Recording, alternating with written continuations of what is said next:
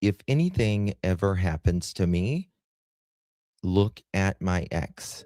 Those are the words that Monique Tepe told her friends. And tonight, we are going to be talking about that. Spencer and Monique Tepe were unalived in their Columbus home while their two children, ages 1 and 4 years old, slept.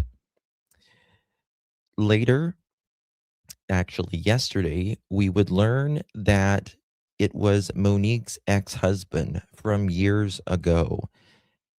And we are learning a lot more about the alleged unaliver, Michael McKee, a doctor, and also someone who seemingly was obsessed with the life of Spencer and Monique Tepe. And we're going to talk about all of that on the other side of this. I've walked through storms in scars and grace, smile through pain with a painted face.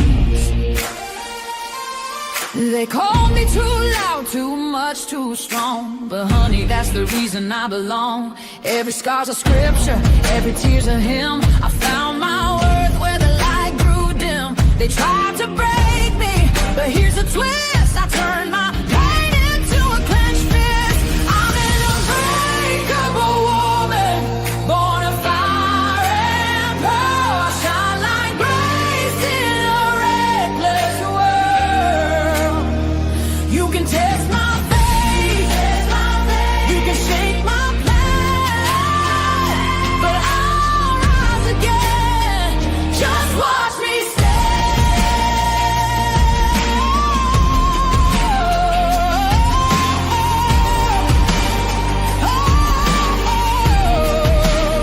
I've been whispered about and written off, judged by the gloss, not the cost. But God don't build weak hearts from gold. He made me fierce and he made me bold. I bend, I pray, I roar, I rise with mascara, tears and battle cries. Don't need your crown, I forge my own. From ashes, honey, I build my throne. I'm an unbreakable soul, dressed in truth and pearls. The fire don't scare me, it lights my world. You can doubt my voice, but you'll hear my name. I'm holy and hood, and I'm done with shame. For everyone called too much, too loud, too real. You're not to anything. You're exactly what power looks like. I'm an unbreakable soul, through fire and flame. My Welcome, my scars are love. stories, my strength, my faith. Faith in my heart, fire in my clothes, forever divine.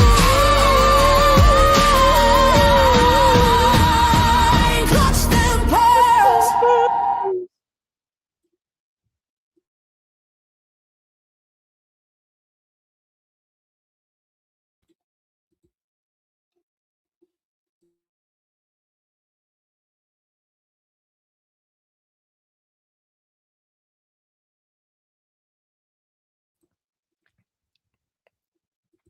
Well, hello, everyone. Thank you so much for joining me. Really do appreciate your time.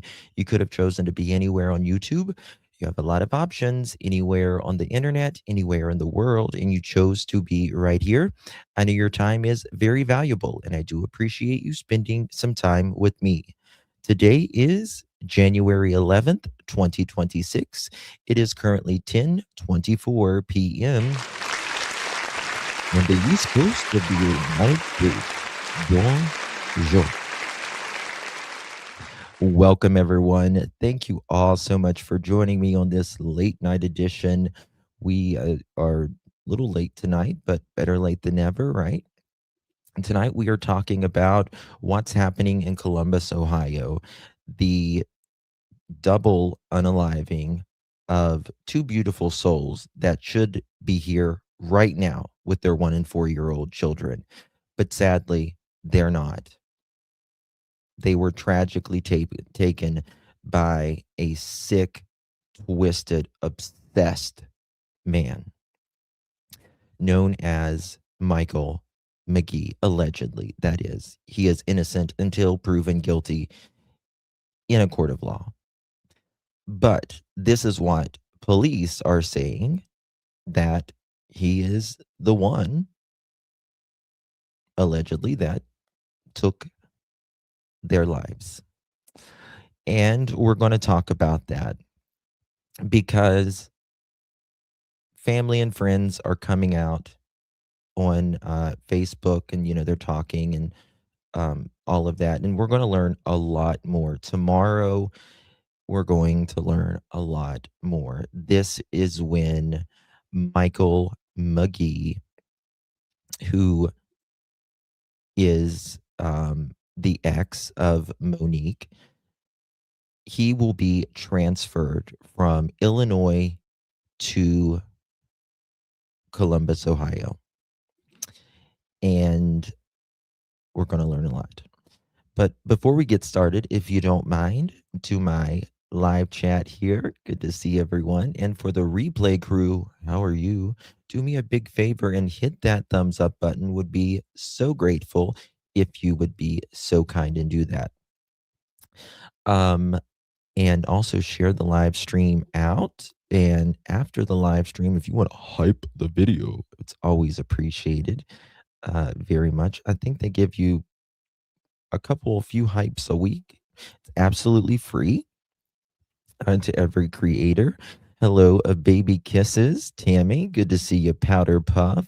The Walking Dead, good to see you. Drew, good to see you, darling. The Real ICU, how you doing, ma'am? And Robin, good to see you. Miss Sherry, good to see you, darling. Allison, hello. Good to see you, my friend. Robin, hello, doll. Adele, bonjour. Oui, oui. Susan, good to see you. Drew, who else do we got up in here? Allison, let's see. There's Lovely, good to see you, my dear. Robin, hello, doll. Good to see you. There's Abigail, hello, darling. Kathy, hello. Cindy, bonjour. Oui, oui. Amy Beth, a lot of people are feeling bad about. Yeah, and let me tell you something. That's why I couldn't do it. I could not do it on this case. You guys know, like, if I just cannot, I can't do it. I could not do it on this case because we didn't have enough information. It's not like a missing child's case. It's just not. And I think there's a lot of people that need to give him an apology. And when you have enough secure evidence that you're confident, based upon the history of someone and all of that, that's one thing. But like in the missing children's cases, children don't go missing generally by themselves. And if they do, they're found, right? And there's just a lot of scenarios in children's cases that overlap. I always say there's nothing new under the sun. So yeah.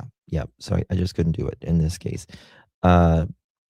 Minderella, good to see you, my dear. Guys, we got a new member up in here.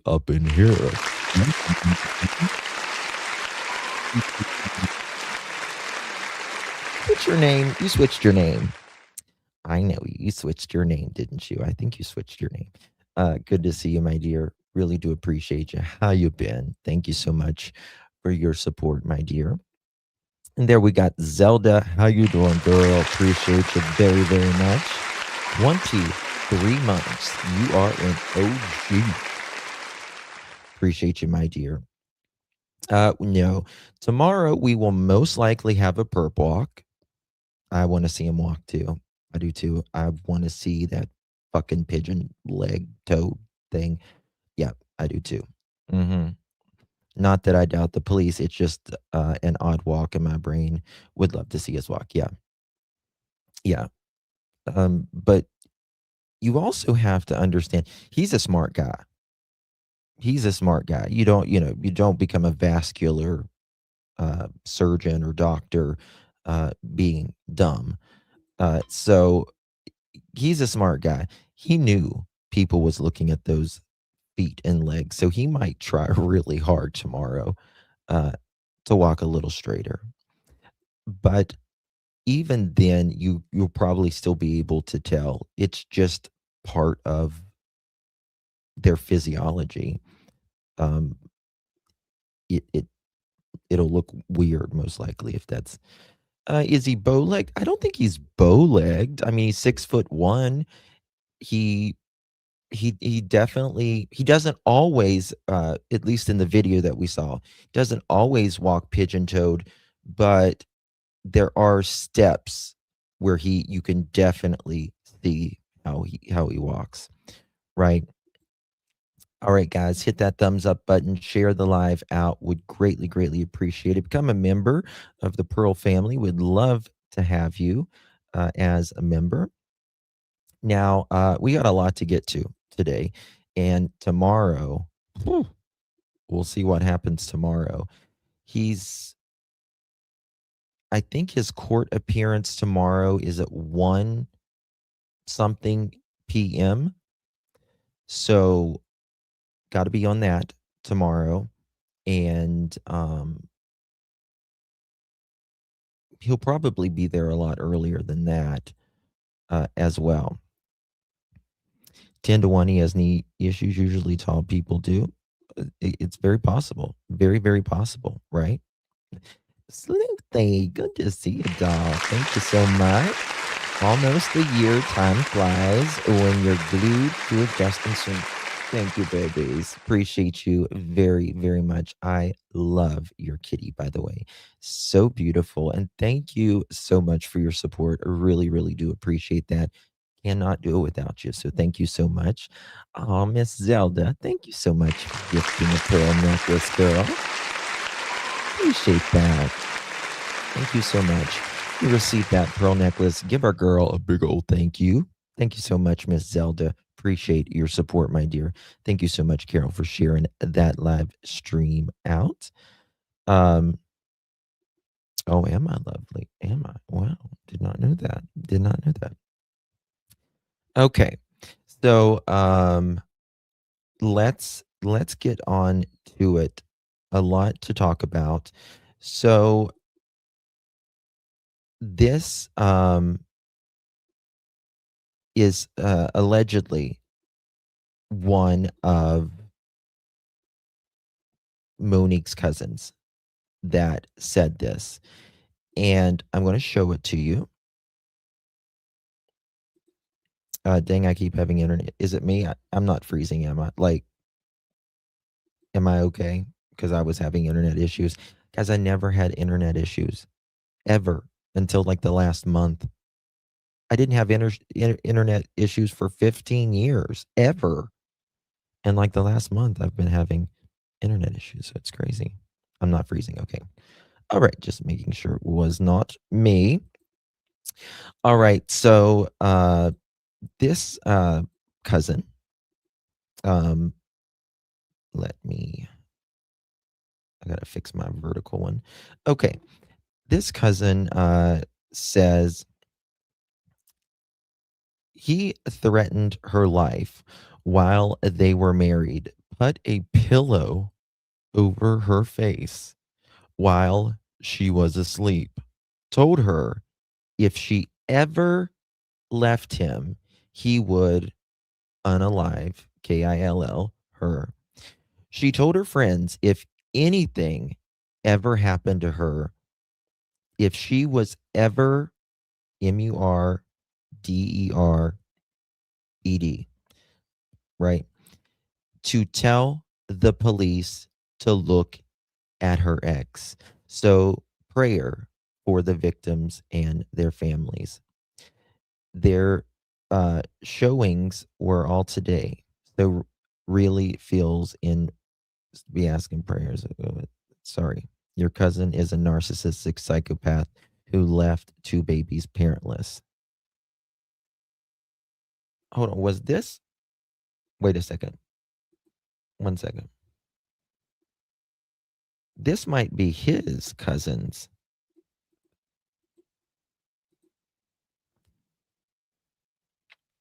Oh, this is one of his cousins. I'm sorry. I got that wrong.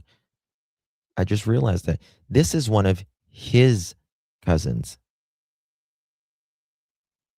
Wow. You know, you always hear those people that's like, if anything ever happens to me, I didn't do it, right? I didn't do it. Uh, Billy Bob did it. Billy Bob did it. You know, that's kind of scary.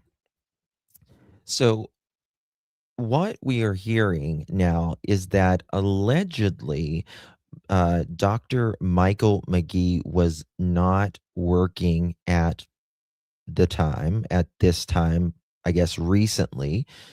I don't know if he was going through personal problems, mental health problems, whatever it was, but there appears to be obsession involved in this obsession. And, you know, when we look at, and this is the thing about social media, right? Everyone looks happy, just freaking happy, right? Happy as a clam. But it's not always as accurate, right? Life is not a bed of roses. It's just not. It Life happens to all of us. It's messy, it's complicated, it's ebbs and it flows for all of us. It doesn't matter who you are at all. It's just life. And there's really good parts, and then there's really blah parts, and then there's just kind of in between parts. But on social media, we always put the best, right? Yeah, Sherry. Yeah. So, um,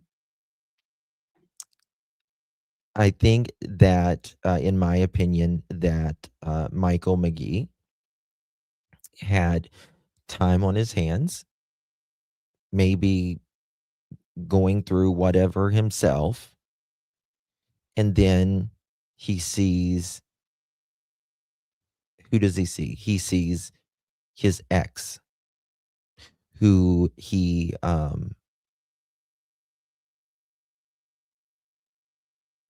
I think there was obviously deep resentment, but I also feel um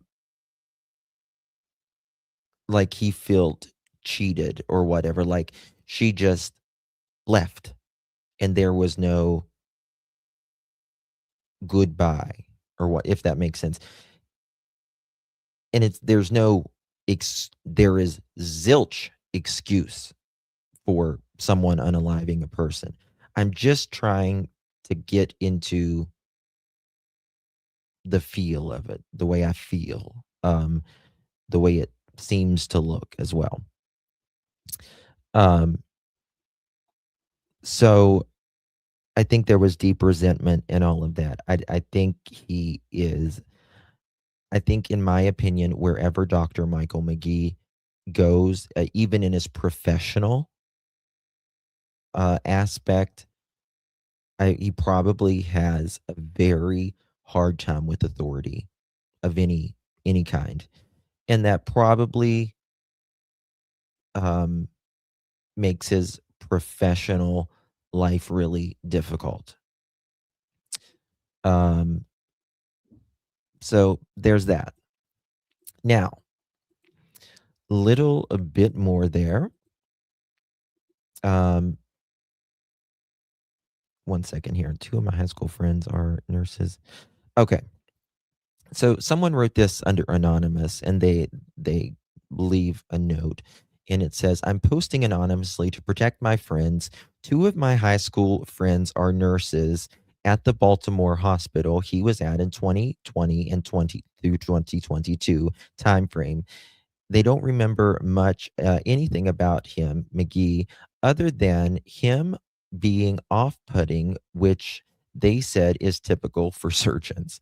The screenshot below is from another friend in medical sales. The attending physicians all hated him, which makes sense. Mm, which kind of makes sense. You know what I mean? That this is going on. Watch this right here. Okay. And this is the text message. I texted a few others too. He was there later than you, though. He was the one of the fellows I knew the least because I left vascular for during those 2 years for neuro briefly. I think it was 2020 through 2022. Uh, Neuro makes me gag, smells so bad. Neurosurgeon. Okay. I was in neuro in endo, not open. Mercy attendings all hated him. So it does it does sound like that, doesn't it? Wherever Michael went, he was kind of the oddball. There's there's some people, and you kind of get that feeling. I kind of get that feeling, the Koberger feeling, when I think about this, when I hear this, that pretty much it seems everywhere he went, he kind of didn't fit in. Now there are people that, are very social, crowd pleasers, all of that. There's the ones that not really crowd pleasers, but they'll be friendly and all of that. And then there are those that will, um, you feel like they might want to fit in, but they're just socially different, odd, right? And they just don't, they think too much of it. They think too hard on it. They make it more complicated than it really is. And that's the feeling that I get with this guy, in my opinion. Okay, Tammy coming in clutch. Girl, how you doing, man? Thank you so much, Miss Tammy. 5 months. Thank you for all you do. Thank you so much, Miss Tammy. You're very kind. Appreciate your support. Good to see you, my dear. Thank you, thank you, thank you. And oh, we got Tammy again. Thank you, baby. That's so kind. I love you, pearls. Y'all are amazing. Thank you so much, honey. Really do appreciate that. You received that. Give our girl Tammy a big old thank you, because you're a pearl now. How you doing? Really, really do appreciate that, my dear. Did he ever really pass his two test state exams? I heard he failed them. Uh, that's why he moved around so much, but could still work in the area neutral surgery. Do you mean neural surgery? Um, I am not sure about that. I um I'm digging on some things right now. I did FOIAs, all of that, so hopefully I'll get some of that stuff back tomorrow. But we can look into his record as well, which we're planning on doing. I've got some doctor friends in Ohio that's gonna point me in the right directions on that. Stalkers are terrifying. Yeah. Um, I think that the way I feel in this is Spencer and Monique had everything that Mr. McKee wanted, right? The the happy marriage, the beautiful home, nice career, and the beautiful, beautiful family. And he didn't seem to get that. Maybe it's almost like incel like. You know what I mean? It's like that. I don't know. I'm feeling antisocial vibes with him. He blamed everyone, but the real cause of his problem is himself. Yes. Yes. Absolutely. Thank you so much, Powder Puff. Please give Justin the thumbs up. Thank you so much. Thank you, Miss Tina. Appreciate that. Very kind of you, my dear. Okay. All right. Did you just send it? Did you just send it? We got a lot to get to tonight. I don't see it right now. Did you email it? I'll check it here in a little bit. All right. So I want to before we get into, they have did a little change in Mr. McGee's charges. Now it's premeditated, which tells you that this was planned. This was planned. And I want to show you this, and I'm going to show you these charges as well. Let me find them. There's a lot to get to. Okay. Maybe it's under this one.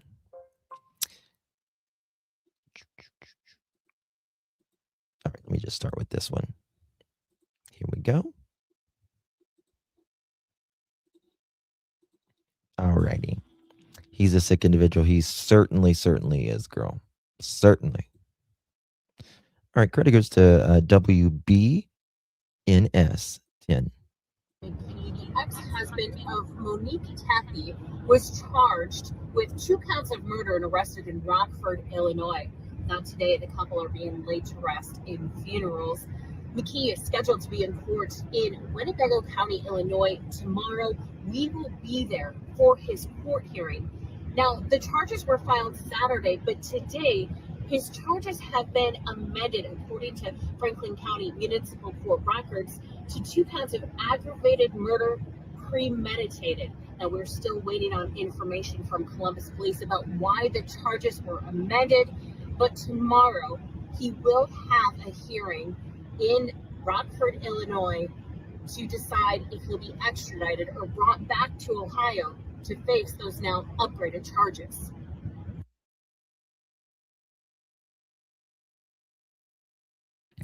All right. So there you have it. He's going to be brought back here. I'm almost certain of it. You can pretty much expect that.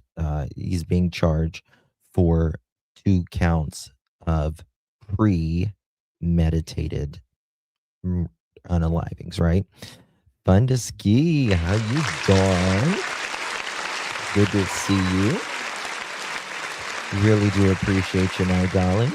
Love you, Justin and Mods. Not as much as we love you, Fun to Ski. You're an OG. Thank you so much, Fun to Ski. Really do appreciate that, my friend. Once the indictments comes, I bet he'd get a lot more charges in. Yeah, and we got to remember that we think of Ohio, right? Because the crimes happened in Ohio. But really right now, this is all Illinois doing this, right? This is all it's all in Illinois pretty much right now. and hopefully they're going to, get him to Columbus tomorrow. Hopefully, really, really soon. Okay, let me see if this one's it. Here it is.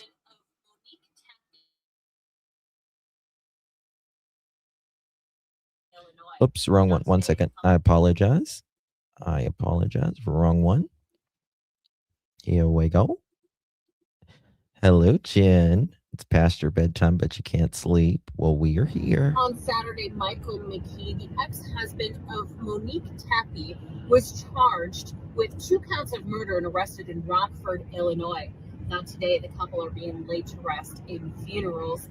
McKee is scheduled to be in court in Winnebago County, Illinois tomorrow.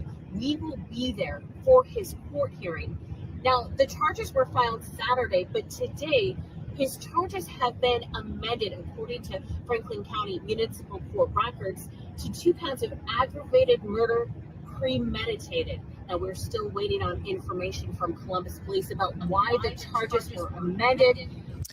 Charges were amended to premeditated, right? That's big. That's big. Still don't know why they were amended, but I'm sure that they're going to be adding more to that shortly. I would guess once he gets to Ohio. Thank you so much, Dolores. I really do appreciate you. I love you, Justin. I love you, Pearls. We love you so much, Dolores. Thank you so much for your support, my friend. Really do appreciate that. Thank you for your super chat there. So amended. But tomorrow, he will have a hearing in Rockford, Illinois, to decide if he'll be extradited or brought back to Ohio to face those now upgraded charges.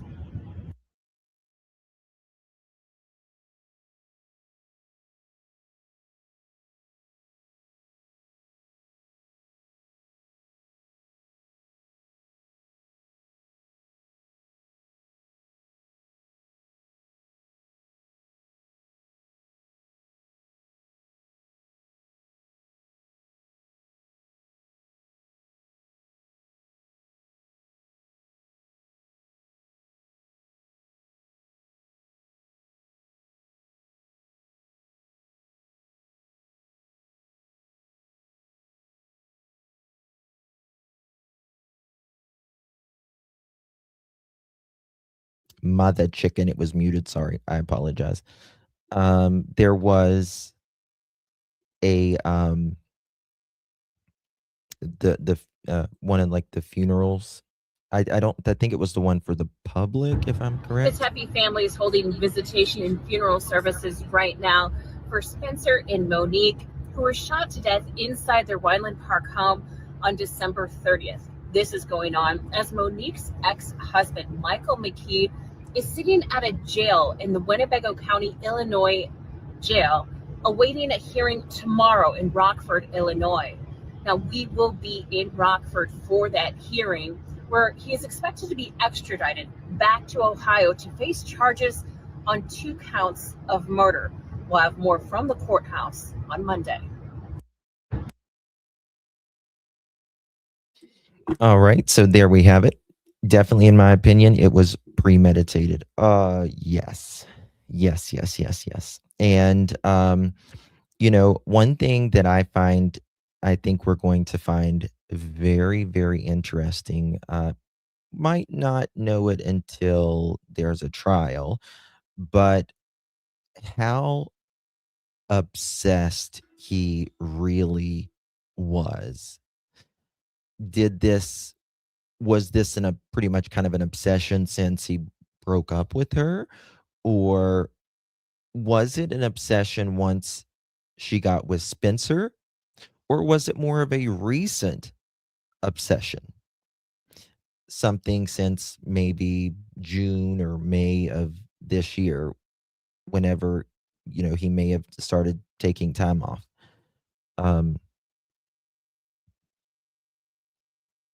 I hope that they don't give him an easy way out like Koberger. Make him speak as to why he did and admit it all. See if he has any remorse as well. I don't know. Sometimes I just don't think these people are capable of, you know, uh, like it is so cruel, not just to unalive someone, but just when they're in their home with their family and you took the kids away. You took those babies away, right? Um, let's see here.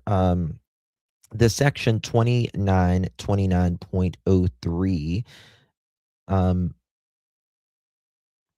here is the code if anybody wants to look that up. I'll drop this here in chat and you can read about that as well. Just drop that there. So again, they were only together 7 months, and Michael McKee's cousin said that she had told her friends that he had threatened to unalive her if she ever left. And when you think about that, right? You think about that seems right because she left while he was gone. Remember, her family came and like brought a U-Haul, packed her up, and she left. She knew this was dangerous then, and that was several years ago, right? So you got to think of that too. That makes a lot of sense. And just in general, whenever you are leaving a relationship, it's more prone to either be violent, um, and get violent, especially if there's abuse already in the marriage, DV. So that's something interesting, if you ask me. Okay. Some new things out as well today. We're going to, let me just show you this first before we just wanted to take a moment and show you the obituary of Spencer and Monique. This is her obituary. Spencer and Monique Tepe, October 14th, 1986. And this one says December 30th, 2025. Spencer, 37, and Monique, 39, Tepe of Columbus, Ohio, passed away on December 30th, 2025 at their family home. Spencer was born on December 9th, 1988 in Cincinnati, Ohio, to Tim and Yvonne Hildebrand Tepe. Spencer received his undergraduate degree and his doctor in dental surgery degree from The Ohio State University. Spencer was passionate about dentistry. Spencer was also loved competing at almost anything, but his primary sport was soccer and golf. He enjoyed entertaining family and friends. He loved speaking in Spanish, but most of all, he focused on taking care of his family. Monique was born on October 14th, 1986, in Chicago, Illinois, to Ignace and, oh gosh, Neridia Mendez. At the age of, and I can't read it because it's something there. They moved to Worthington. It's small on my side, guys. Hold on, let me enlarge this 1 second so I can see it on my side. Okay. Monique loved children and worked at a daycare while attending The Ohio State University to obtain her master's in early childhood education. Monique was a stay-at-home mom, known for a bright smile, infectious laugh, caring heart, and bubbly personality. Spencer and Monique met online and quickly grew their relationship into a solid foundation of love and respect with a side of goofiness. They were married on December 13th, 2020 in a let me find where it's left off at. In a private family ceremony. They had two precious children together who were loved dearly. Spencer and Monique were the life of the party, holding many family and friends gatherings. They were generous with kind hearts. Spencer and Monique will be deeply missed by their friends and family and all who knew them. Spencer is survived by his two children. I don't want to say their names, and all of that. As well. And the visitations is Sunday, January 11th from 12 to 3. And there's a remembrance service at 2:30 that day. So I just wanted to show you guys that such a tragedy, truly ridiculous that someone would do this. It's I also think he did not want them to make another anniversary together. I really do. I think he was that twisted. And you gotta he also, remember, Spencer had more pew pews, right? He had more of those. And I take that as he resented Spencer because Spencer is the man that he will never, ever be. He will never be even comparative to Spencer. Spencer was very kind, very social, very good hearted, right? Everyone at the office loved him. You could see that with the balloon pictures and with his birthday. There was like 12 or 13 balloons there and just all kinds of goodness. You could see that he was really valued in the community. He volunteered for brothers and sisters, big brothers and big sisters. Everything that this buffoon who did this unspeakable act. So I do think he, and also I also think maybe Spencer was just being a man and put his foot down. Maybe, and this is just kind of speculating, but I think also, Monique obviously was afraid of him. And I believe Spencer was just like, this has been going on long years, right? We're going to put our foot down, and this is enough. Enough is enough with this freakazoid, with the courts and all of this. So he could have, thought that way as well. That's right, Deborah. That's right. There is. There absolutely is. Okay. So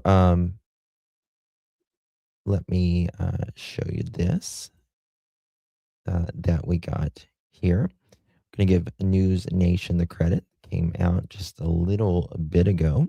And we're going to talk about some interesting things here. Guys, if you're just joining us, please hit that thumbs up button and share this live out. Would greatly, greatly appreciate it. Consider becoming a Pearl. We would love to have you join the family as well. What am I doing? Okay, I think this is the right one. There we go. All right, credit goes to News to the Nation.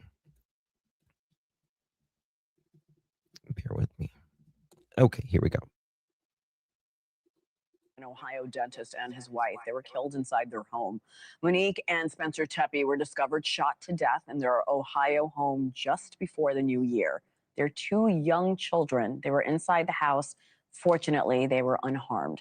The 10-day manhunt is now over. Police have arrested a suspect. News Nation's Marcus Espinoza is here with the details. Marcus, a lot of new information coming out in the last few hours. What are we learning? A lot right now. There's so much to this story here. A tragedy here really taking place. The ex-husband is involved, accused of this initially. He's also a former or current neurosurgeon, or excuse me, vascular surgeon as well. There's a lot of history into this case here. So let's break down and get into it. He was arrested and taken into custody Saturday on 2 counts of murder. Officials saying it was the first piece of surveillance video taken from a neighborhood doorbell camera that led them to McKee, seen here allegedly walking down the Tepe street on the night of the murders, according to an affidavit. Columbus police were able to hold on spot. just a second here. Do you guys, I don't think this specifically is a doorbell camera, this one specifically, but I do believe that they have a lot of footage. I do. Miss Robin, how you doing, girl? Appreciate you so very much. Thank you so much for your support, Miss Robin. Hey, hey, hey. Happy 1 anniversary, Justin. Can I have this dance? Thank you, Miss Robin, for a 1 year. You're a rock star, an OG, if I do say so myself. Thank you so much, darling. Appreciate you very, very much. Attach the car to McKee that was spotted in the area of Tepe's house just before the murders, then left shortly after. Police caught up with McKee 450 miles away in Rockford, Illinois. The 39-year-old was taken into custody. 450 miles away, this cretin drove. He is being charged premeditated, and premeditated, we think premeditated has to happen days or weeks or months or years. No, premeditated can happen truly in seconds, as far as the courts is concerned. But the moment he left, right, it was considered premeditated because he could have stopped at any time. Without incident Saturday, police say he and Monique Tepe were married in 2015 and divorced 2 years later. As of now, police do not have a motive for the killings there. McKee is set to make an initial court appearance in Illinois on Monday, so he has not been extradited back to Ohio yet at this point. What are we learning about the deceased couple? What are their friends and family members saying? Yeah, so a lot of folks obviously devastated there. There were people who lived next to the accused as well that are speaking out, that are shocked by that. But the Tepe family issued a statement shortly after McKee's arrest on Saturday. It read in part, quote, "Nothing can undo the devastating loss of two lives taken far too soon." No, I don't think that he rented a car. He used his own car. Yeah. Someone told you that he rented a car. He used his own car, which is dumb. I'm glad.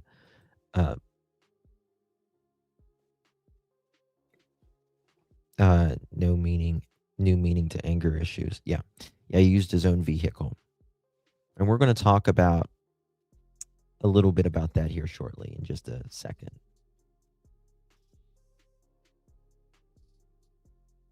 Grateful to the city of Columbus Police Department, its investigators, and assisting law enforcement community whose tireless efforts helped to capture that person involved. As for those close to the Tepe's, News Nation affiliate WCMH spoke with some of the Tepe's neighbors who said the arrest makes them feel a little bit safer in their own homes. It's really heartbreaking. So I'm glad that we're getting justice for them, and I hope we get more justice for them. They solved this expediently, and I'm really happy to know that because we feel safe now. I feel safe. I'm sure most of us are going to sleep better tonight.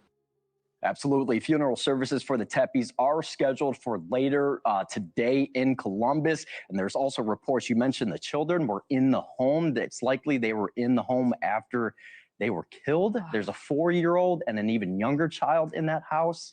Just absolutely devastating. Police responded after one of the after the husband workplace, they didn't hear from the husband, so they called and checked on them, and that's when they discovered it. And the other thing here real quick is that there was concern over like a coworker situation where no idea who this person is, where they are. And so right now they made an arrest, and the community there feeling a lot safer. This is so sad, Marcus Espinoza. Thank you for that update. You know, they were talking about oops, one second. They were talking about whether they should take the babies to the funeral or not. I would not have to. Oh my God, making that decision is. I'm wondering if and hoping that more charges will be added. I really think so. I really think so. That there will be, hun. I really do. I think a lot of their circle probably had the heads up for him, for M and S, in my opinion. Well, the family say that they suspected him all along, that there was really nobody else that they could imagine would even potentially do this to Spencer and Monique.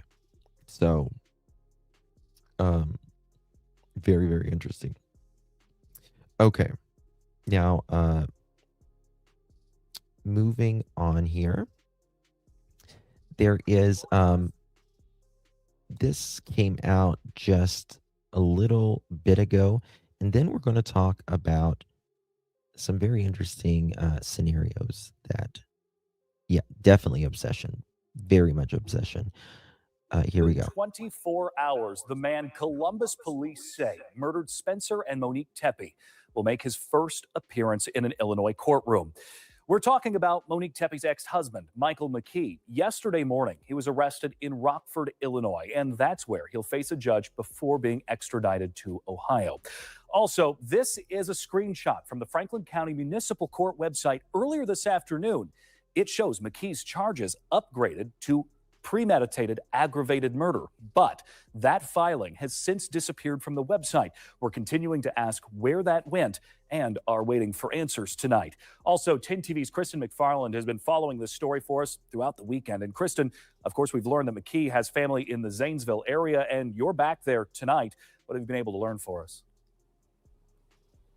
Colin, yes, this is the second day I've been in Zanesville trying to make contact with the McKee family for comment, but so far we have not been able to reach them. This is what we know about Michael McKee tonight. The 39-year-old is now accused in the deaths of Spencer and Monique Tepe. McKee is Monique Tepe's ex-husband. The two were married for a couple of years, but divorced in June 2017. Investigators Monday released video showing a person walking through an alley near the couple's Weinland Park home. According to investigative records, that person is believed to be McKee. Detectives say the video ties him to a car seen arriving just before the shooting and leaving moments after. That car was later found in Rockford, Illinois, and police confirming McKee is the registered owner.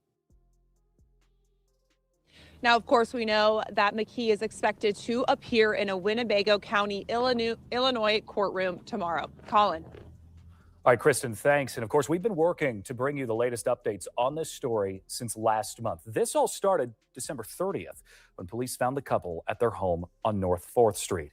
Police were called for a wellness check when Spencer Tepe did not show up to his Athens dental office. Police also say their two children, a 4-year-old daughter and 17-month-old son, were both found in the home, thankfully physically unharmed.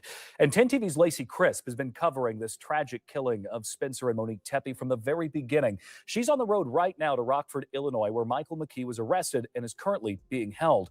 As we've told you, McKee is scheduled to appear there in court tomorrow afternoon. Lacey will be in that courtroom, bringing you the latest on the case. We'll hear from her tonight at 11, and then she'll have the latest updates for us beginning at 6 a.m. on 10 TV and 10 TV Plus. So I hopefully there will be some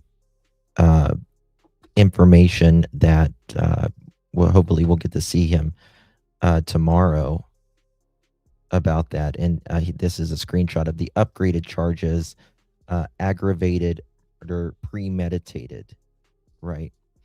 So a few things that, I want to kind of talk about.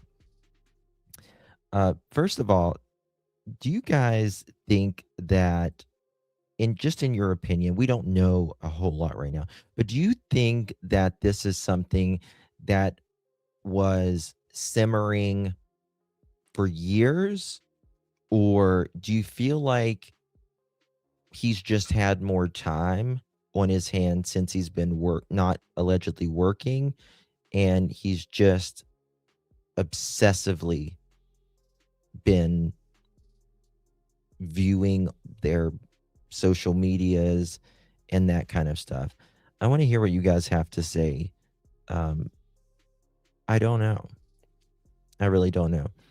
I mean, I think there was this, this bitter ending to their relationship. But I truly feel like when she got married and that wedding video, I still think a lot about that wedding video. Beautiful, nice looking husband, successful, everything. He's not, all of that, right? All of that. So, now the family, they said that they, again, suspected him all along. There was nobody else that they could think of.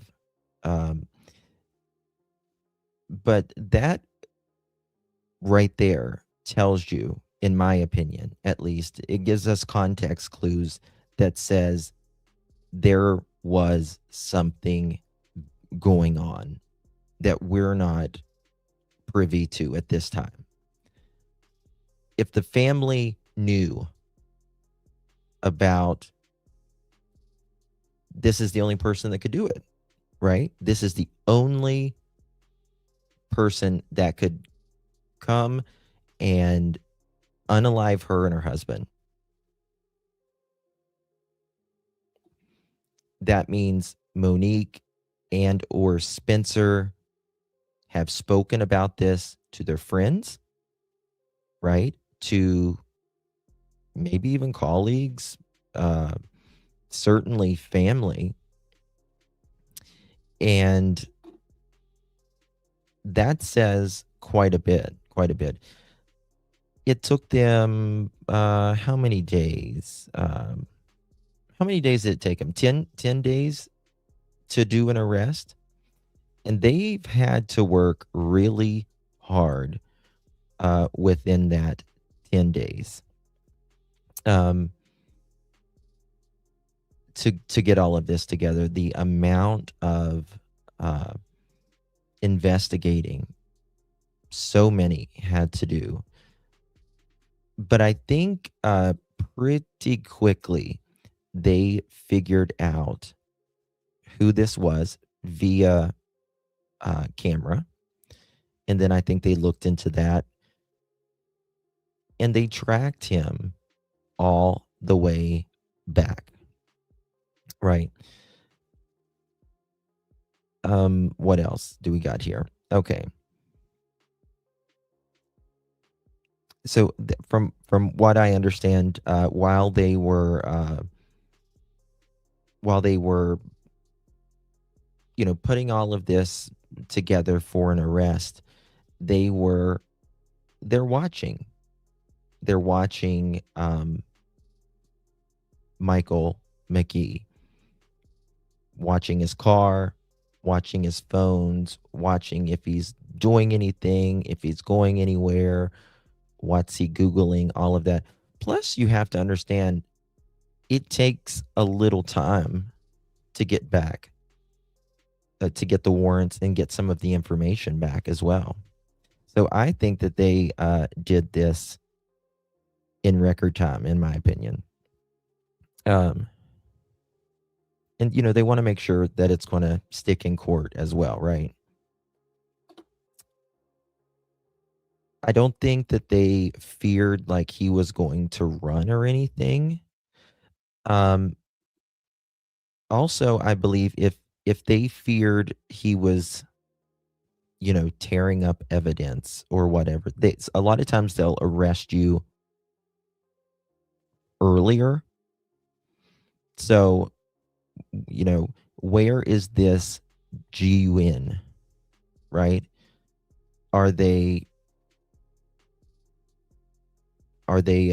Is there evidence, traces of blood, hair, fibers in the car as well? I thought so too, Pugs. I thought so too. Good to see you, hun. Was that recent? I wonder if he lost his grip after that. I thought so too, but someone sent me a family tree and it doesn't say that she's dead. So I need to dig more into that. It could be that.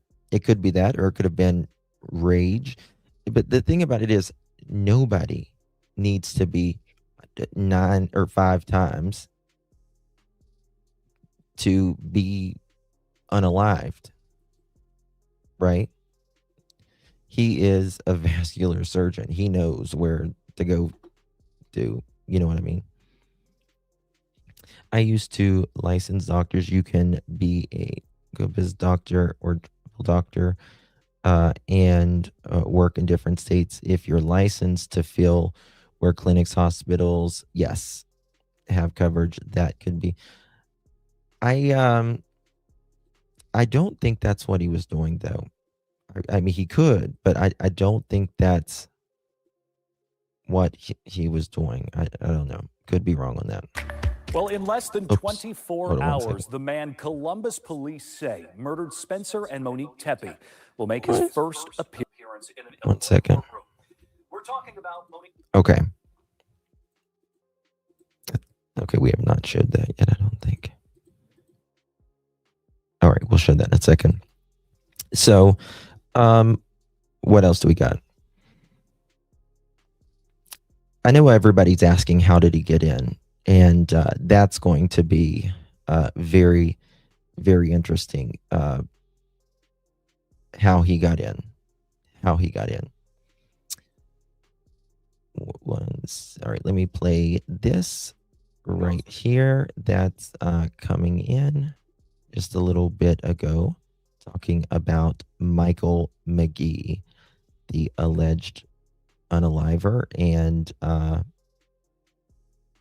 Monique's ex-psycho-ass husband. Here's to a case that's received national attention, an arrest in the murder of a husband and wife killed in their Columbus home. Michael McKee was taken into custody today. Investigators say they tied him to security camera video the day of the murder. Now, McKee was Monique Tepe's ex-husband. News 5's Sean McKinnon joining us live from with reaction from their family in our area. Hi, Sean. Hi, guys. The couple has ties to Greater Cincinnati. Spencer Tepe, a Mason native, graduated here from Mason High School in 2007. The parents now taken from their children, and the man accused of killing them is in jail tonight. Nearly 2 weeks after the husband and wife were shot and killed in their own home on December 30th, a break in the case. Michael McKee taken into custody Saturday in Rockford, Illinois, outside Chicago, a 6.5-hour drive from where the couple was murdered in Columbus. McKee is Monique's ex-husband. Court records show they divorced 9 years ago. Last week, we talked with Spencer's brother-in-law. We're all still in shock and obviously angry and just trying to piece this together. In a new statement, the Tepe family tells us, we thank the community for continued support, prayers, and compassion shown throughout this tragedy. Monique and Spencer remain at the center of our hearts, and we carry forward their love as we surround and protect the 2 children they leave behind. WLWT also spoke with Spencer's Look at Spencer here. You see, I don't see this doofus, Michael McKee. I don't see him being this type of person. And the why I don't see him being this type of person is a lot because I don't think he ever received that type of love, that warmth. That's the feeling that I get. Hopefully, we'll learn more about his childhood, how he grew up, all of that. He was allegedly adopted. But I feel like he was raised in a more cold, sterile family. Could be completely wrong on that, but that's what I feel. I feel like Spencer was raised in a very warm, social family. I do too. I do too. That's what we were talking about, Sarah. I feel bad for the brother-in-law. People were blaming him. I mean, I had suspected a business partner colleague, so I know we all speculate, and I was so wrong. People were just coming at brother-in-law hard. Some places, yes, a lot. There was a lot of people, and this is the thing. We all knew it was someone close, right? We knew it was someone close, but again, we don't have, and we never had enough information, and that's why I couldn't just like say, oh, look at this one right here. We tried to find out if there was anything going on or whatever, but there was just nothing to suggest anyone like that. But a lot of people again thought a lot of people thought it was the ex-husband too, as well. But we knew this was a personal.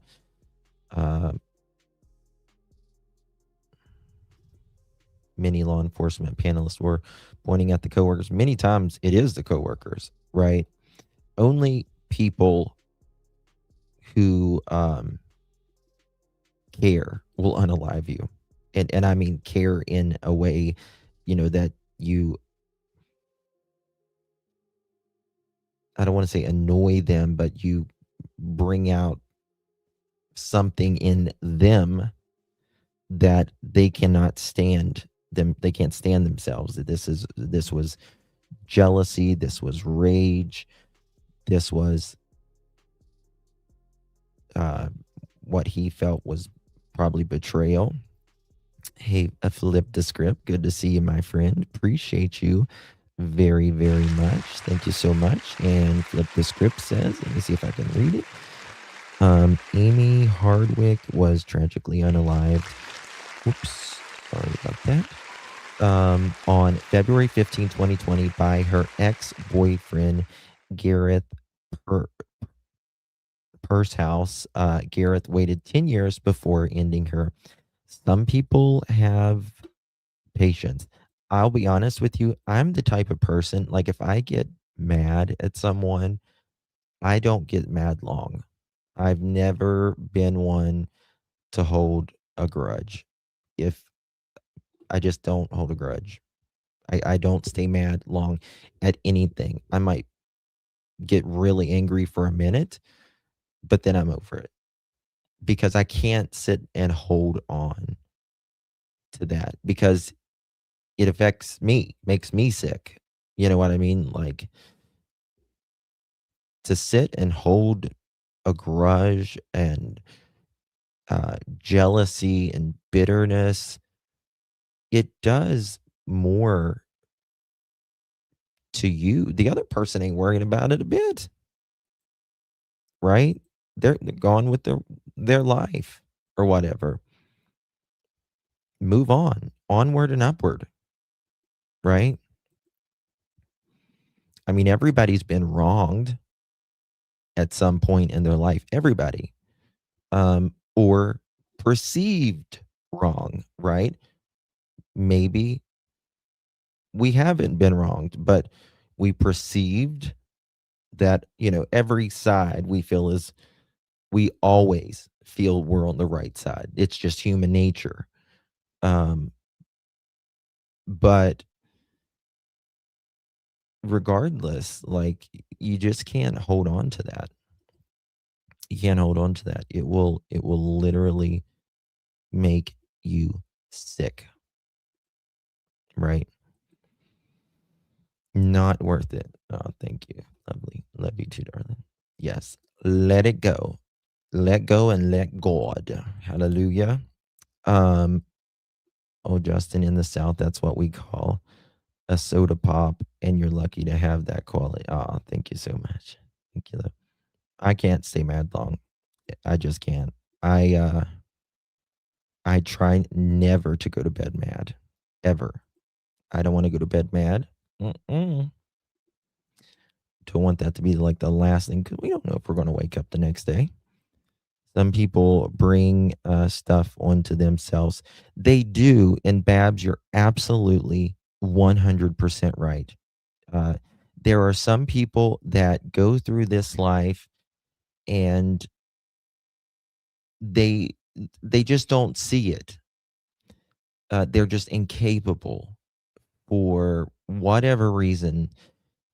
It's like a train's just, ooh, ooh, coming toward you, and they just, run up to the train, and it runs, like, remember, like the old cartoons when we were kids, it flattens you like a pancake, and then you get up and you're like an accordion, and then they're like, well, why did that train run over me?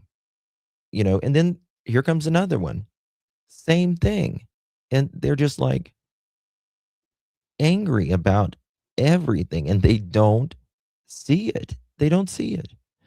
Or sometimes it'll take years or decades, to see whatever. It's just, I call it a veil over people's faces. Sometimes it's hard to feel something when you've been in it for so long. Yeah.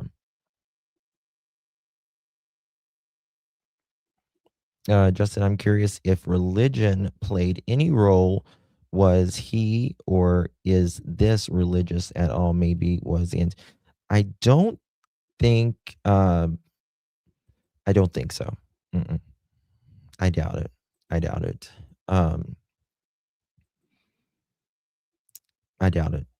He's a surgeon or a doctor. Not saying doctors can't be, religious or anything like that, but he's like the newer age doctor, and faith plays a role in some doctors' lives and stuff, but I don't see that with him at all. Justin, stop. You made me spit out my noodles. Alicia, I lost my noodles 40 years ago, honey. So I spat my noodles out 40 years ago.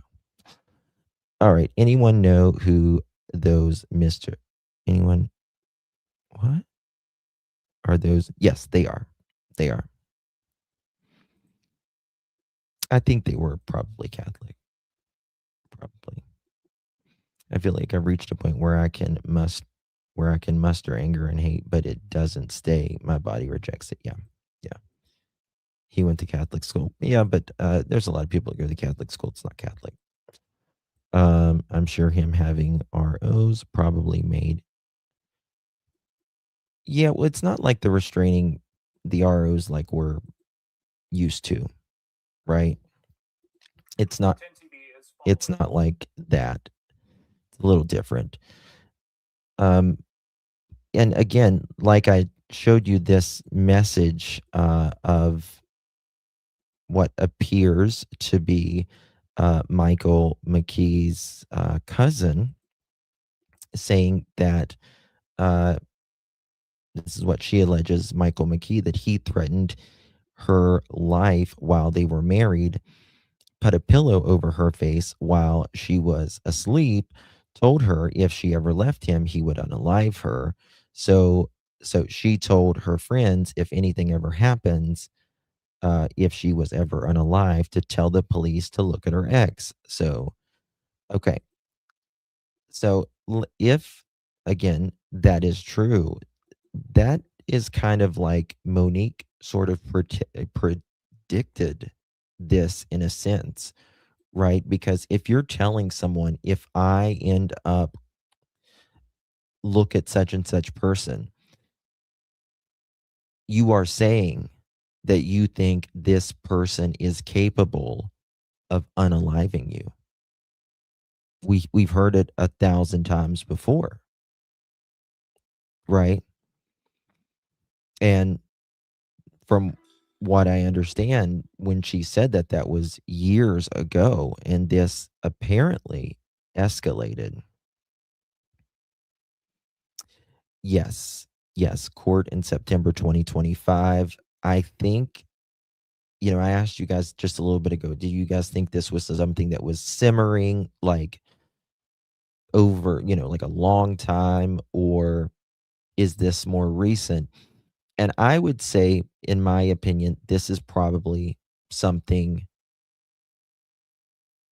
that really took, I think it was always there, but I think, the point of wanting to unalive them was probably this year. I don't know. We'll see. Time will tell, won't it? The initial RO was the divorce decree was about not doing anything with possessions. Yes, it had nothing to do with custody of children because they had no children. The recent hearing was also about possessions. Yes, it's the custody of like possessions, or, it can even be about debt. Who's going to take possession of the debt? Um, so, we haven't seen really any sort of what we would consider evidence other than the video of what police say is Michael McKee walking shortly after the unalivings. But it'll be interesting to see things like the phone pings, if there was any messages, diaries, GPS, Google searches, those kind of things, as well. And really, this is about relationship, what Michael, in my opinion, views this as relationship failure. And failure of their relationship and success of Monique's new marriage, life, all of that, right? And you got to ask, like, what went on between Michael McKee and Monique that never ended? What was the unfinished business? Because at least in Michael's head, there's unfinished business. And I really want to know that. That's what I want to know. What is the unfinished business of him that he associates that never ended between him and Monique? And I think that's very, very important. Hey, Lovely's house. Thank you so much for your support and dear. Appreciate that. Very, very. Justin, do you know anything about his second wife and that marriage? Thanks for all your hard work, as always. So I'm a little bit confused. Let me see if I have his background here. Because I got it right here. I don't see that he has a second wife. I know a lot of, I mean, maybe he does or did. But no. Mm-mm. I don't think he got married a second time. I know a lot of people say that, but there is closest relatives on here and on his background, and the fourth person is Monique. He doesn't have a lot of people around him. And I was just looking about because we were talking about, is his mom deceased? Because there's, and she would be 78. Okay, let's see here. Let me see here if there's an obituary. Yep, here we go. I just found her.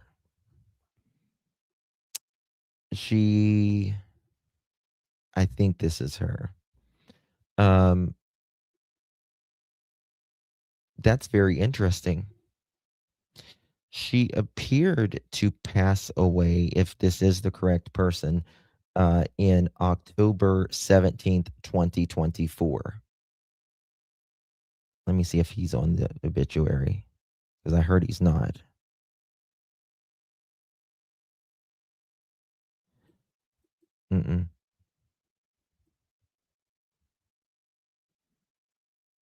Rose.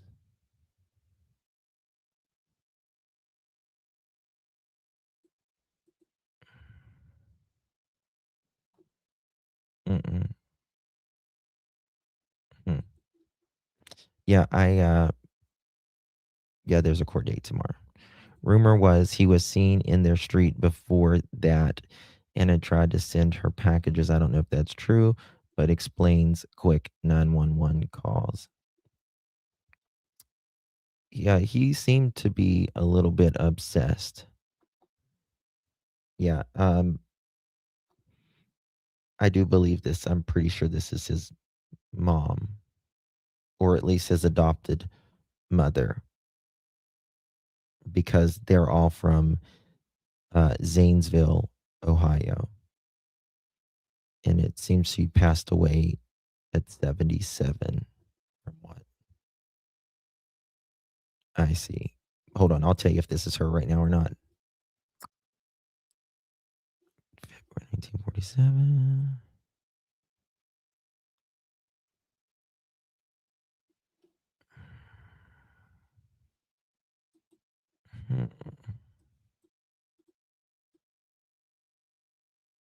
Yeah, I'm pretty sure this was her.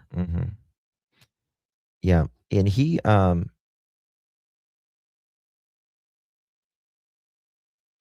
got an email on here that he's got two emails on here that's it's Samantha, and I don't understand that. Like, did he have a girlfriend named Samantha? Is that anything like that? Don't know. It's very interesting. It's just making sure. Possible emails. Orthopedic surgeon. Last seen September 21st. Medical doctor. So he was into some pipeline business as well. Let me see if this will work. I'm pretty sure he took his Facebook down. Yep, he took it down, which is very interesting. They're going to. Holy shit.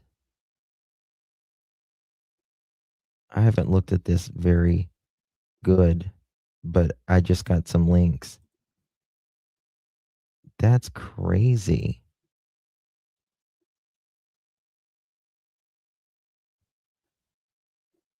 That cannot be him. Sorry, guys. have to come back to this, but this is very, very crazy about some of the stuff that he's got. Like, there'll be like social media links and stuff in like a background, and it will have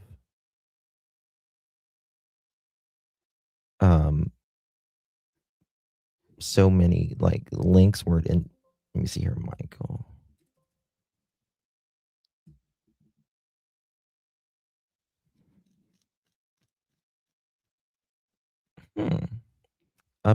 He's got a thing here with something about like the vascular and all that. Okay, let me get to move on, or I'll just geek out on researching this stuff. Okay, so let me show you this. Apologize. I can lose my mind on researching stuff like that. Was he Russian or something? I don't think so. I think, no, he was just, I mean, like Russian descendants. Is that what you mean? Like, perhaps, but he seems, I mean, he's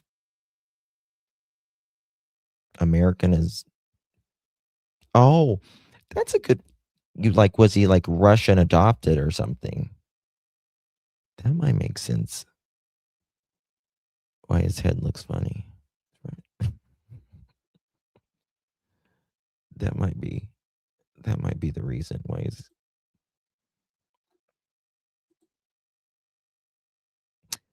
bounce baby out the door. I ain't gonna take this no more. Sorry. He's an idiot. Lovely. Yes, allegedly he paid her engagement and wedding rings too. So I heard something about the wedding rings as well. I can't remember what it was though. Something like that. Lego head. He is Buzz Lightyear. Look it up. Google it. Google it, y'all. Google it. Oh crap. One second. All right. Credit goes to our friends and yours, of course, newstothenation.com. This shocking twist in the double homicide of an Ohio dentist and his wife that happened just before New Year's. A suspect now charged and arrested, and we are learning he was previously married to one of the victims. Michael McKee is now facing 2 counts of murder in connection with the deaths of Spencer and Monique Tepe. Now, he is Monique's ex-husband. The couple was found fatally shot in their Ohio home while their 2 children and the dog were unharmed inside. Police were able to zero in on him. Yes. Shannon is Australian, and I am coming to visit my Australian friends, and I'm going to travel the outback and chill in Australia. The suspect because of surveillance video in the neighborhood around the time the couple was murdered. Now, from those videos, they tracked McKee's vehicle, finding it in Rockford, like 5 or 6 Illinois. years ago. McKee is expected to appear in court in Illinois tomorrow, Monday. A new development tonight, a community together to honor Spencer and Monique for their funeral that took place today. And for more, we are joined by Jennifer Coffendorfer tonight, law and justice contributor for News Nation Hey, and former special Jennifer. agent with the How you FBI. doing, girl? Jennifer, thanks for joining us on this case. Thanks for having me. And one of the details early on in this investigation, both the children were found physically unharmed inside of the Girl, house. I'm gonna need a bed. No signs of forced entry at that home. What does that information immediately indicate about the person who did this? Well, it indicated certainly that they knew this couple well, that they had staked out the location well. It was also very clear they knew where the camera locations were because they evaded a lot of camera coverage, it would seem. And so somehow he came across that entry code to enter the residence. McKee himself, a vascular surgeon. How did this mother Fletcher get this security code? How did he do it? Listen, He had to have either had watched their pattern, or did he go has he been there several times to check out to see if they were, what's the word? To see if these codes would work? I bet the security code over a birthday, something like that. A drone? Ooh, that's interesting. You really can't hack it. You really can't. Stalk them. He had to do something like that. That's really creepy. Nobody said he had the code, but there's nothing to show. I mean, he could have went through a window, but there was there was nothing to say that he broke in. In Illinois and California, according to the Columbus Dispatch, his medical license record showing no disciplinary history or no malpractice there, and then his criminal records only showing traffic-related tickets in the past. He has been charged. He has not been convicted. Are you surprised by I don't think the alarm was on the that previous night. profile of this suspect? Not really. When I look at this case, we knew it was going to be very personal for somebody to go up in the bedroom and kill these individuals with a gun. So we knew it was very personal, somebody who knew them. What is interesting, though, this divorce happened about 9 years ago. They were married for such a brief time, only 7 months. And so that is strange, but I think it was a deep-seated resentment and hate that just built up and finally came to this conclusion. And we know the murders happened just before the couple was about to celebrate an anniversary. I mean, is there anything to that timing that is significant or jumping out to you? I think it could be. You know, when I look back at the Arcadia said, "Can you imagine being his patient and finding this out?" Oh my God, not a chance. He looks so different when he was younger. Yeah, he really, I mean, he really aged rough the last few years. I honestly think the door was open, maybe in the back. He seems too big for a window. Justin, I saw someone mention he could have cased the house during Christmas as they were away and left the basement window open. It's plausible. Why, like, intentionally leaving a window open? Is that what you mean?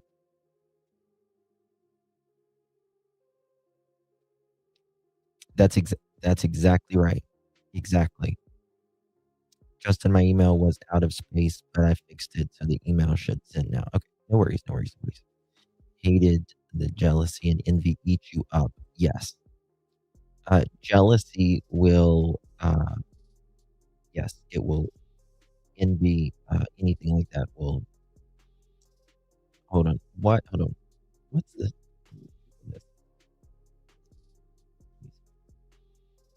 What's the 7 deadly sins? Pride, greed, lust, envy, gluttony, wrath, sloth. That's the 7 deadly sins.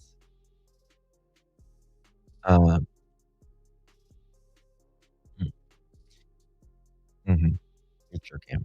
It sure can. Okay. Jealousy, yeah, its own container. Sure does. Brown University shootings, Natasha. Remember that individual, now that we have his sort of manifesto of why he did it? He had a deep-seated resentment that stayed with him for 3 years.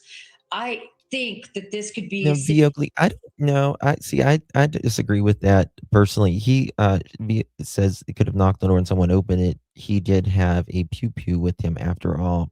I don't think that was the case, in my opinion, because they were found, from what I understand, she was still on the bed and he was off the bed.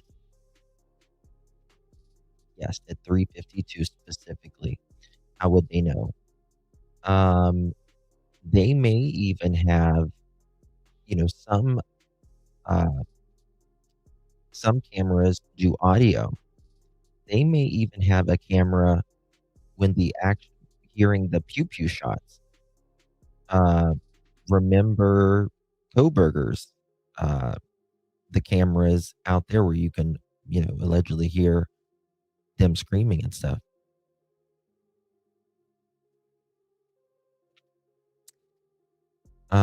Katie, I didn't hear that. He was out of the bed. Yeah, he was out of the bed. Yeah, which means he was up. He because if you're pew pewed in in your sleep, you don't get up. You don't jump up after that. It just doesn't work that way. Are you sure, JC? What did JC say?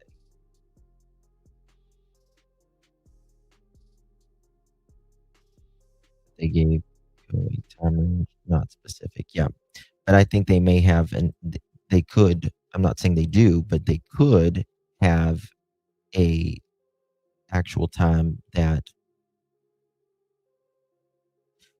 You know what else? He could be wearing. One of the victims could have been wearing a smartwatch as well. We don't know. More successful than a dentist and still lost the girl to her. This goes back. Maybe. Maybe. Oh, Jennifer Covenant. What did she say here? Let's see. No malpractice there. And then his criminal records only showing traffic related tickets in the past. He has been charged. He has not been convicted. Are you surprised by the previous profile of this suspect? Not really. When I look at this case, we knew it was going to be very personal for somebody to go up in the bedroom and kill these individuals with a gun. So we knew it was very personal, somebody who knew them. What is interesting, though, this divorce happened about 9 years ago. They were married for such a brief time, only 7 months. And so that is strange, but I think it was a deep-seated resentment and hate that just built up and finally came to this conclusion. And we know the murders happened just before the couple was about to celebrate an anniversary. I mean, is there anything to that timing that is significant or jumping out to you? I think it could be. You know, when I look back at the Brown University shootings, Natasha, remember that individual, now that we have his sort of manifesto of why he did it, he had a deep-seated resentment that stayed with him for 3 years. I think that this could be a situation that's very similar, that it just built up over time and finally came to a head. And probably that anniversary could have been part of the reason. Talk to me more about how this suspect was identified and found, because you say he did seem to have some knowledge of surveillance cameras and trying to evade them, but he was ultimately found, interestingly, through surveillance footage in that neighborhood that police used. They saw him entering around the time before this was suspected to happen and then leaving afterwards. And then they used all of this to track his vehicle during a 10-day manhunt. Walk us through what that investigation looks like. Right, exactly, Natasha. He couldn't evade all the cameras. There were just too many ring cameras and street cameras. And that footage from that alley between 2 and 5 a.m. was critical for law enforcement. Once they had him on camera, they could continue following that path that he took, which ultimately led to the vehicle he entered. That vehicle he entered then was registered to him. It was his vehicle, and they found him in Illinois. So great police work in tracking through that video surveillance. And obviously this case so tragic, and one thinks about these 2 young children, the dog in the house. Is there anything that we should be taking away from a case like this? I think the one thing is if there is a domestic situation that just keeps on lingering, and I would believe it's going to come out that some people knew about maybe some issues, maybe a recontract, maybe had some concern, that they really have to take these things seriously. This individual was obviously, if it ends up being him, very disturbed. Yeah, and tell me more about that, Jennifer. If someone like the wife here, Monique, were to have reached out to you before this happened and say, "I'm concerned. I have an ex. He's not letting us be," what would you tell them to do? Well, first of all, I would say obviously get rid of all contact, block everything, don't let them communicate. Secondarily, I would say get rid of those punch pad entry codes. Too many people likely had that. They had their wedding there. You need deadbolts, you need locks on your doors that are secure, that no one knows except for your family. Those were the two major things that I think might have led to this. Jennifer Coffendorfer, appreciate the analysis as always. Thank you so much. Thank you, Natasha. This shocking twist in the double homicide of an Ohio dentist and his. It's very, very interesting. All of that. One second, y'all. I apologize.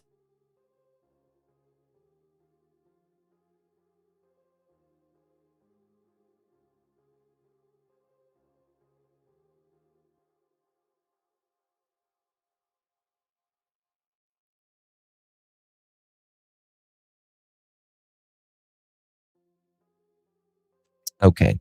They must have had a friendly dog too. Some people keep the dogs, like, in the crates as well, but I don't know. Completely controlling, he blamed her of leaving him. Reality was a horrible. Yeah, in reality, it was horrible to her. Absolutely. Absolutely. I agree. Let's see here. So, the things that we know, let me show you this photo as well. Let me show you these photos that I got here.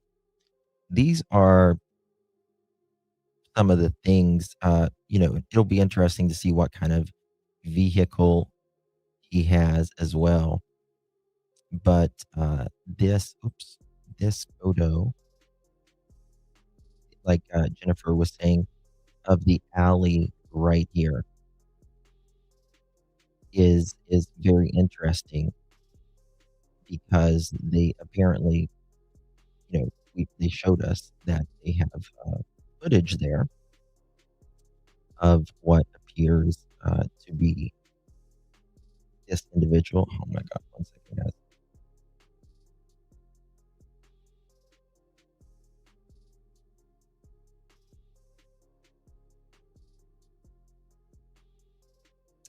Okay.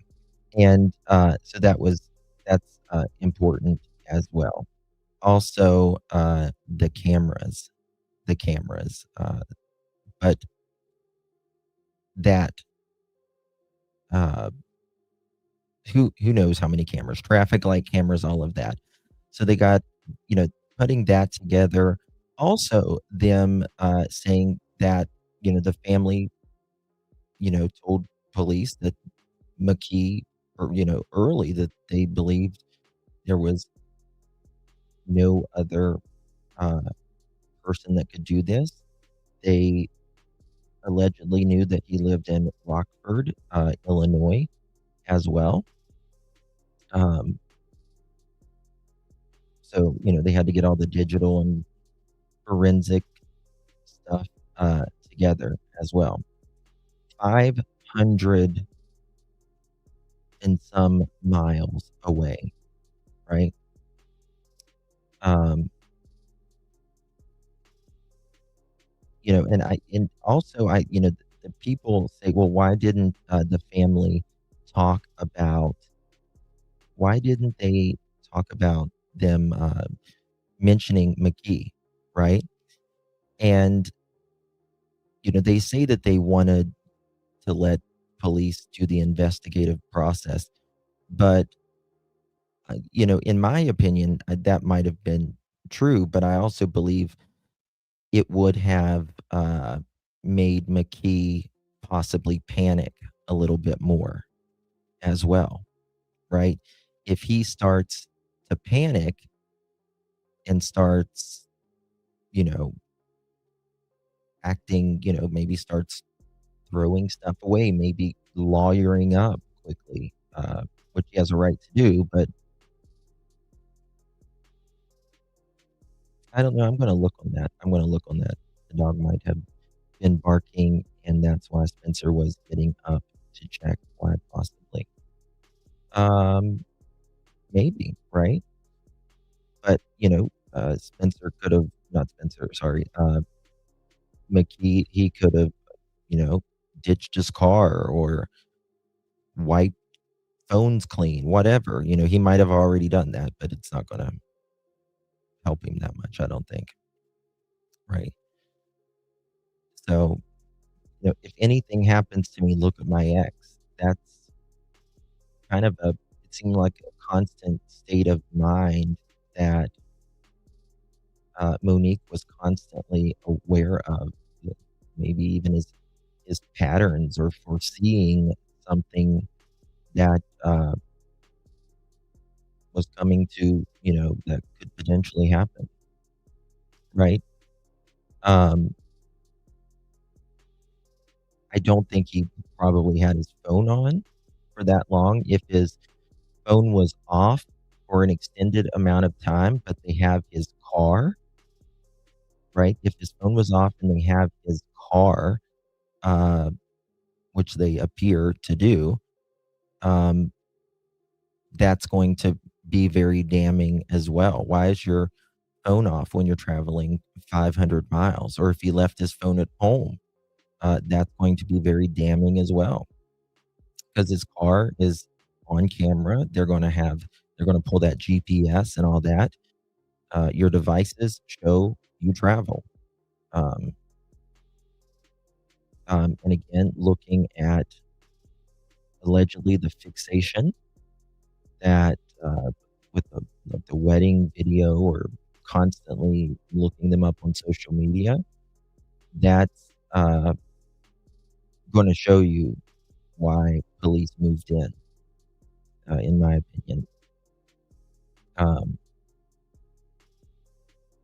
so also, this is something that was very, what's the word I'm looking for? Uh,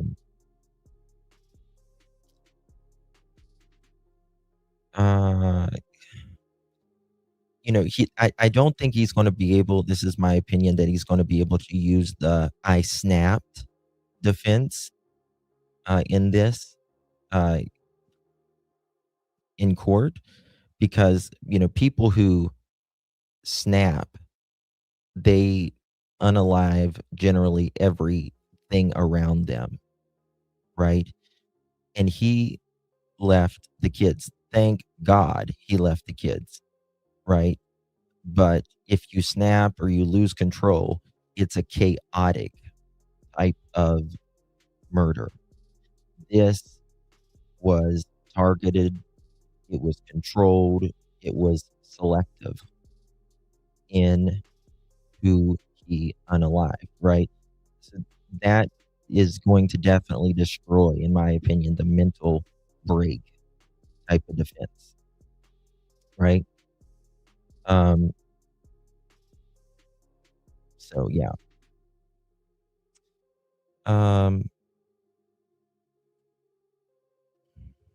That's why they were doing all this.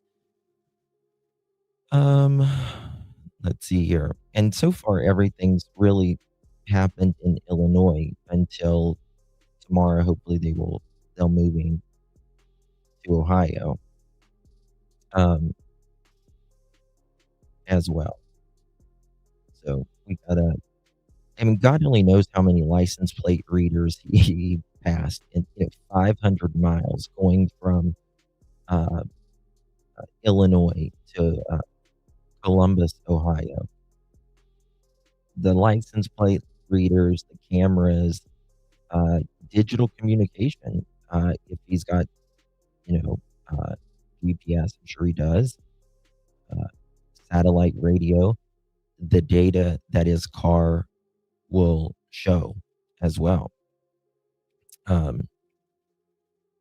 So I think the family was protecting the case because people were blaming and I think this is important. People were blaming the poor brother-in-law, right and left. And the brother-in-law, and nobody has said this that I have heard. And probably people will mention it now after I say this, but I think the family was protecting the investigation because now they say that they knew there was nobody else that could have done this, that they could imagine. The brother-in-law could have said, listen, guys, Monique has an ex. It's been traumatic. You guys don't know the history. You don't know the stuff that I know. And he could have really just passed it right on to the ex. But he zipped it and took it. Right? He zipped it and took it. It is, listen, someone said it is fair to have suspects. It's fair to question that it's someone close, right? It's fair, but when we don't have truly anything to suggest that any certain individual did it, you know what I mean? Like I said, it's not like a missing child case. Well, Shannon, I mean, I think a lot of us were, but everyone's going to be sus of everybody that was close to them, right? That's human nature. That's human nature. But, like the brother-in-law, he put up where this creators were like blaming him. You know what I mean?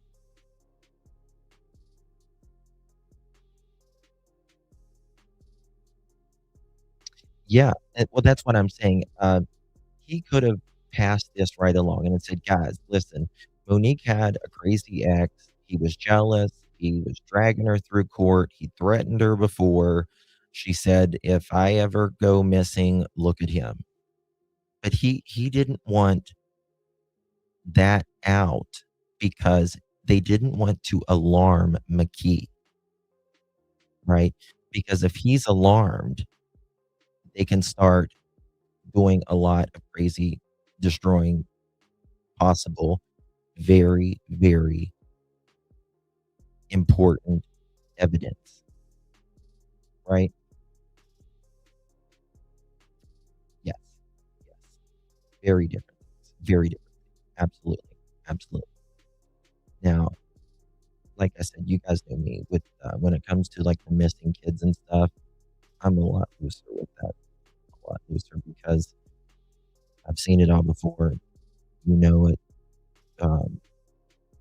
Kids don't just disappear, especially the ones like that and are not found and have, all kinds of situations already happening at home.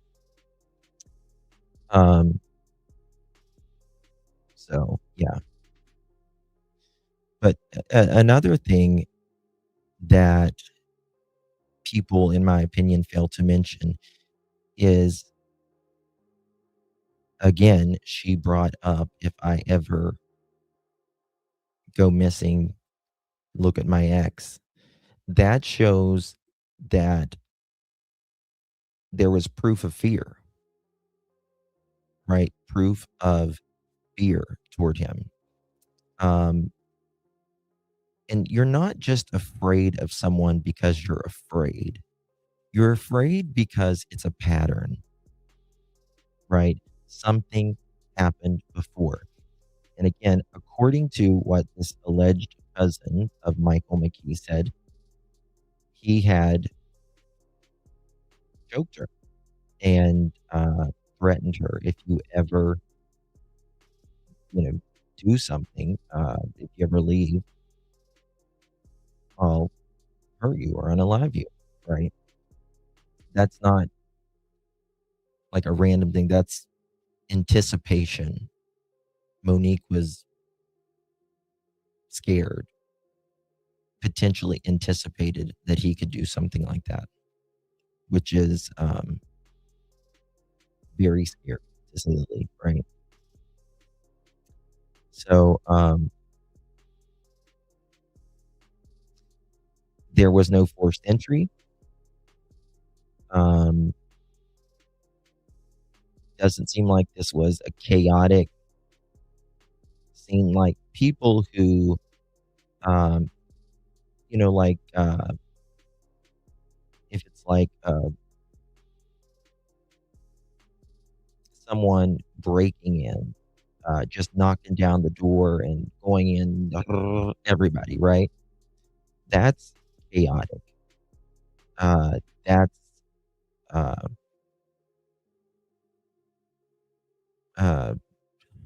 there's just a lot of chaos, right? But we don't have forced entry. It doesn't seem chaotic. The children weren't harmed either. And there were specific adult targets, the adults in the home, right? That's not rage at all. Not rage. That is execution. Executing what you came there to do.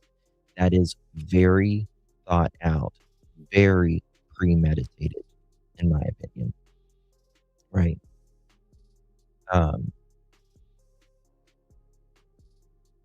So it also shows that he was in control of, in my opinion, and I do believe prosecutors will argue this, that he was very much in control during the time he was there, right? Because if you go into the house, there's no forced entry, and you don't unalive everybody in there, but it's very selected, and then you allegedly lock the doors to the bedroom or whatever, and then lock the door that you went in and go down the street walking and then drive back home 500 miles.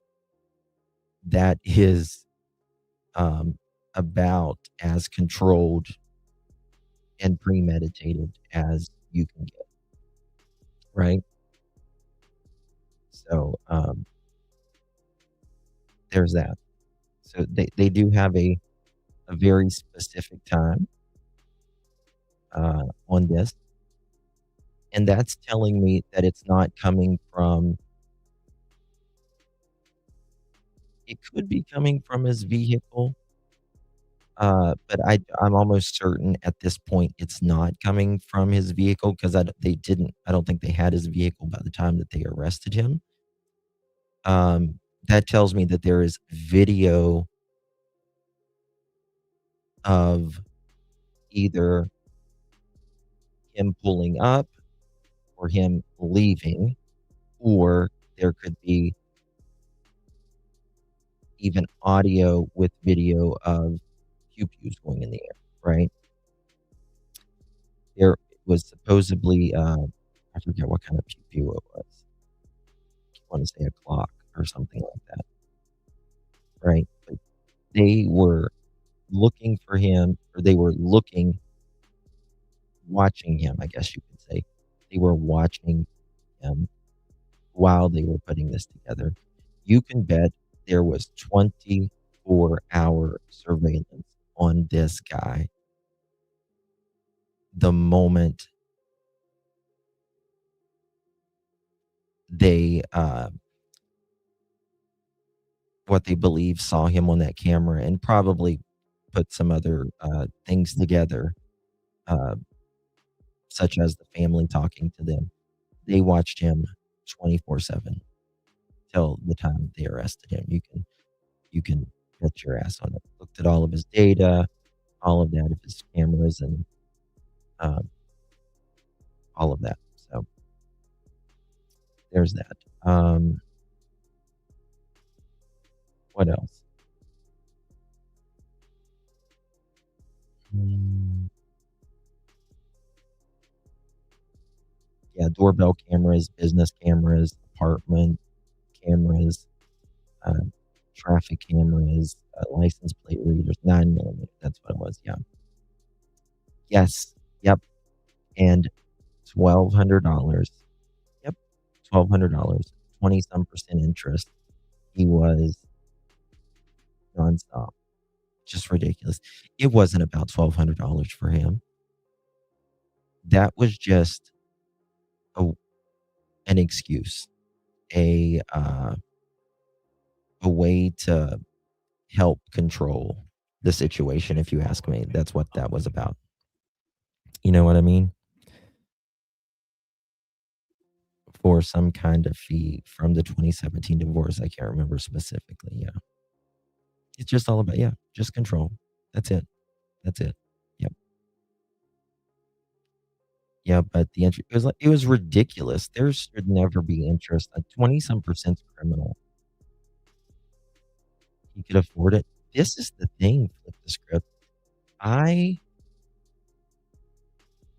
Let's mark this 1/12/2026 at 12:21 a.m. Eastern Standard Time. I bet you there was either some sort of gambling addiction or some type of drug addiction or dependence on something. This is a vascular surgeon, doctor. He has virtually nothing to be a doctor.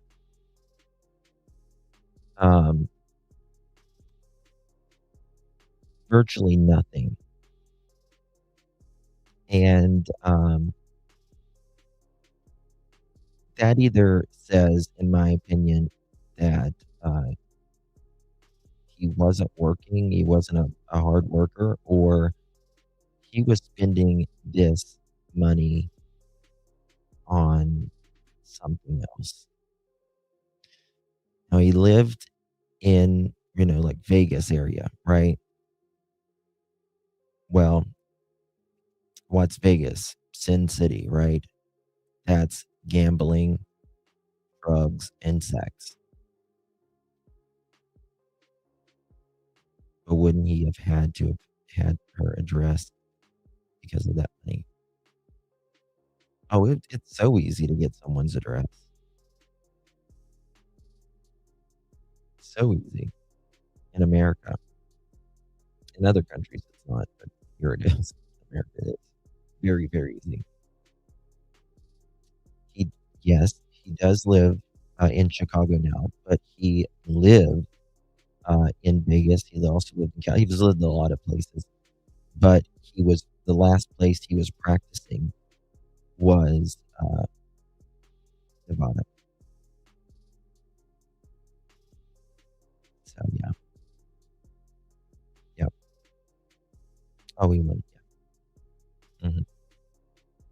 See, a lot of people say that, but I can't find it. I can't find another wife. I don't think a woman would have his ass, to be honest with you.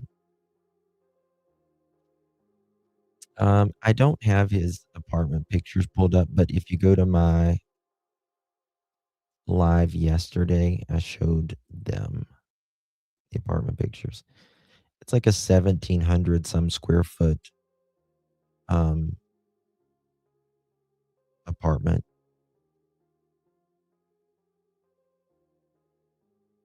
They have the 360 view and photos inside outside views. Yeah. Yeah, exactly. All right, guys. Well, that's it for tonight. Thank you all so much for joining me. I really, really do appreciate you guys. And I will see you guys in the next one. Much love, everyone. We're going to follow this all the way to the courtroom. I don't do a lot of them to the courtroom, but I'm going to do this one to the courtroom because this one's important. Well, I mean, they're all important, but I want to know because we don't know a lot about this one, even still. All right, guys. Much love, everyone. God bless each and every one of you. Take good care of yourself and hug your loved ones. Life is short. You only get so many trips around the sun. Good night and God bless.